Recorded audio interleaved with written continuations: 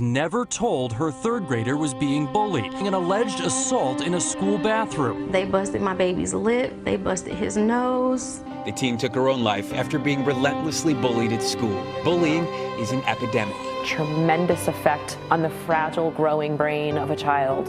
It's a nightmare for any mother. This is a problem, it is real, it is an issue, and we have a responsibility as a community to stop it. Kids being bullied, sometimes to death. It seems the passage of time has only made bullying worse. 160,000 kids a day miss school because they're too afraid to go. They say this went on for years, and eventually their fun-loving son disappeared. A band of Massachusetts teens will stand trial. He probably didn't want to say, Mom, somebody bullying or picking on me, you know. He just didn't know how to tell me. Where Gabriel is knocked unconscious 2 days before he ended his life. We'll call him the 3-year bully, the one that bullied him for 3 years, your son for 3 years. Yeah, there's 2 of them. He removed the 3-year boy. What's happening now? Is he still bullying him? Is it bothering your son? No, he says that he's been nice this whole year. I think some of the interpersonal dynamics are changing because a boy left the school, so I think there's less kids to choose from. So this 3-year bully has decided that it's better to be friends than make another enemy. So is that the Fairweather boy? No. That's a different boy. Yeah. Okay. So this one boy who bullied your son. He was the worst. He was the worst of them. He was the worst of them? Yes. So he bullied him for 3 years. For 3 years. Because of what your son had said recently, your son's not being faced as much anymore. Is it still bothering him? Well, the 3-year bully is not bullying because he has a different agenda this year. So he needs your son? Yes. He needs your son? Yeah.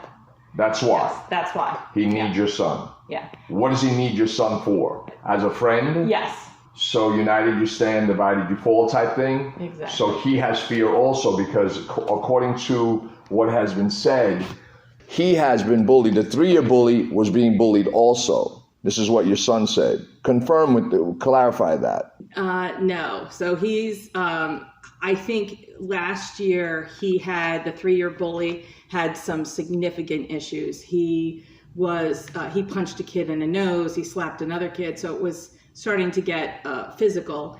And I think that work was done with him over the summer to maybe help with that, and he lost a lot of privileges as a result of his behavior. Okay. The school, his classroom, they lost because of the bullying, because of the actions of this 3-year bully. One of the kids that he punched last year wound up going to another school. You told me that. Yeah. He was punched in the face, right? Right. So his parents elected to put him into another school.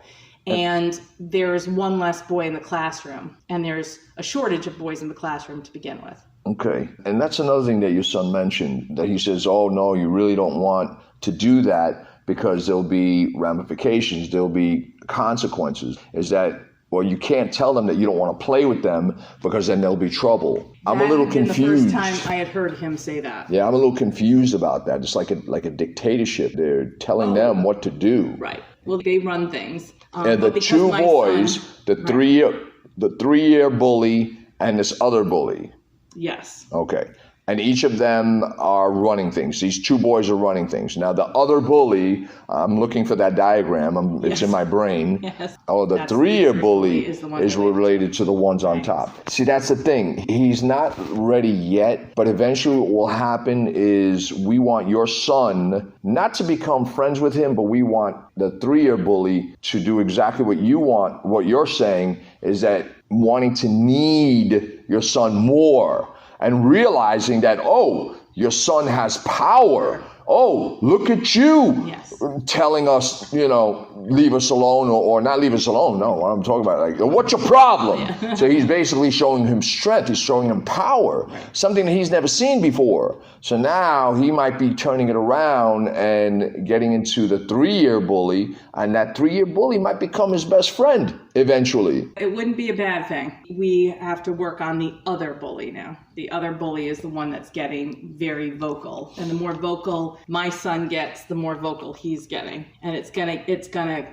hit. So yeah. So they're both getting vocal. Yes. And he's not considered a 3-year bully? What is he considered, a 2-year bully? Oh, no, he's a 3-year bully. Okay, so let's say bully B. Yeah. Okay, the second bully. Yes. First bully is the 3-year bully. We know that he is trying to be friendly. Right. He's trying to ease his way into your son because he sees power. He sees Arnold. He sees Rocky. He sees something that he's never seen before in his entire life since they've been known each other. And then this other bully is the one that's being relentless. Mm-hmm. Okay? And if he's being relentless and your son doesn't do anything about it, then the 3-year bully is going to go back to the other side. Mm-hmm. That's exactly what's going to happen. Mm-hmm. So we got to make sure, as I'm going to step it up when he comes to training this week, we're going to do a lot of, striking, blocking, ducking, hitting, kicking, blocking, striking, hitting. I want him to be on point with that. The stonewall defense I want to work on as well,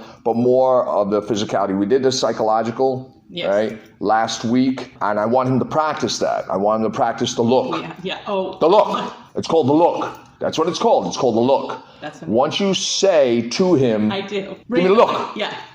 Once you say that, then I want him to do that to your husband. I want him to do that to you. I want, like, at a blink of an eye, he knows how to do it. And he does. And you need to get him sunglasses. And if the sun is out, let him wear glasses. Let him look cool. We want him to look cool. We want him to be suave.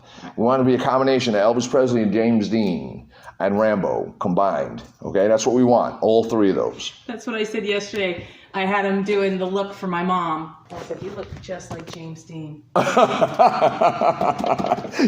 said, you look just like James Dean. That's what you said? Yes, and that's why I laughed when you said, like James Dean. That's exactly what I said to him. We want him to have that suaveness. Right. But yet that toughness. And yet that if he needs it, it's there. He's not there yet. Okay? He went opposite. He went opposite, because usually the kids I teach them self-defense, they learn how to punch and kick, but they don't have the psychological, the reverse psychology. They don't have that yet. Now he's got the reverse psychology down to a T. Okay, so he's got the look, right, and he's got the voice. Those 2 things were very important. Right. That voice that where his vein is popping out, and he's really showing that he's in charge. He's showing he's in charge, and he's no longer afraid. So fear is gone, he's in charge, and he's suave. My husband and I have been working with him for about 2.5 years to try to get that psychological piece, and you were able to do it in 6 weeks. That was amazing to us. We could not do it with him. Okay. He did not believe that we had the knowledge, but it's coming from you, an outside source, somebody who's an expert in the field. And it's amazing. 2.5 years of us saying essentially what you're saying to him. I mean, maybe not the exact same way, but in 6 weeks, it's like. What method did you use? What were you saying? Well, we were saying things like, you're just as good as anybody else. You are, there's, that type of stuff that parents say. You might not be the fastest kid on the playground. Okay, don't use that word. Don't use it. Don't use that phrase. But you have other traits that are amazing. Don't use that. Okay. Because what you're saying is that it's a negative, but don't worry, we love you anyway. Right. All right. So it's okay that you're not fast. But he isn't. But it's no reason for it to say that. Okay. Okay, what we're trying to do is positive reinforcement. Whatever he does amazing. Well, we haven't said that since you've come on the scene, but. Exactly. Yeah. We want everything to be positive reinforcement. Anything that he does, I don't care if it's the worst thing in the world, we're going to turn around and say, well, that's good. And we're going to do it this way. Let's try it this way. This might be a little bit easier, not better, a little bit easier, and then let him forget about the other thing. So you don't want to take him and say, okay, well, no, that's not really the right thing to do, or that's not the right way to do it, and that's what I've been doing with him, that he's doing everything amazing. And another thing that I'm trying to work on with him is that when you're talking to me, right? He cannot chime into that conversation. All the time. And I say, excuse me, I'm talking to your mother. Because when I was trying to explain something the other day, he chimed in. I said, whoa, excuse me, I'm not done. Let me finish my conversation. I need him to be more of a listener and an observer. Because if he observes, then he'll see everything. He'll know everything. He'll know what they know, instead of him voicing his opinion all the time. And these kids today, that's all they do is they voice their opinion. They think they know it all. My own daughter, I told her the other day, I said, hey, stesasi, in Italian. I said, shut up. You don't know what you're talking about. I can't tell you, oh baby, can you please be quiet? No, because that doesn't work. No. Now you're old enough, now you're gonna get a little bit more of aggressiveness because you're not listening. Yeah. You're opening up your mouth, you're not listening, and these kids today, they don't listen. They think they know it all. They get on YouTube, they get on the internet, but they think they know it all. So what we want to do, and I listened to the audio, and it's so incredible, and it's deep. Safe place is gone? Really? He doesn't need it anymore. I said to him, so, what's going on with this safe place? Oh, I don't need it anymore. So now, he doesn't need it anymore. Mm-hmm. He's no longer there. He has no interest in going to the sad place. I said, well, what if they have peanut butter and jelly sandwiches there? And he laughed. I said, good. I want that laughter. I need him to laugh. I need him to come out. I need the boy that he's supposed to be, that he's always supposed to have been, come out more. I want him to smile, but when need be, where's the look? And if he does that, then he can be the best that he can be. And nobody's going to mess with him. I guarantee it. Okay? That's a promise. That is... I'll take that one all the way to the bank. It's working so far. We will never recover from this. Never. When somebody tells you that they are going to kill themselves or they're going to do harm, do something. Tell somebody, give them their 15 minutes. Validate them. Because everybody needs to be validated. When you know there's somebody being bullied, don't be a bystander. You are just as guilty as the bullies when you stand by and do nothing. You see it, you do something about it. You don't want to intervene, then you talk to an adult. And you talk to an adult until somebody does something. I want them to pay for it because they took my baby away. They took her confidence away. They took her self-worth away. And now she's gone from me.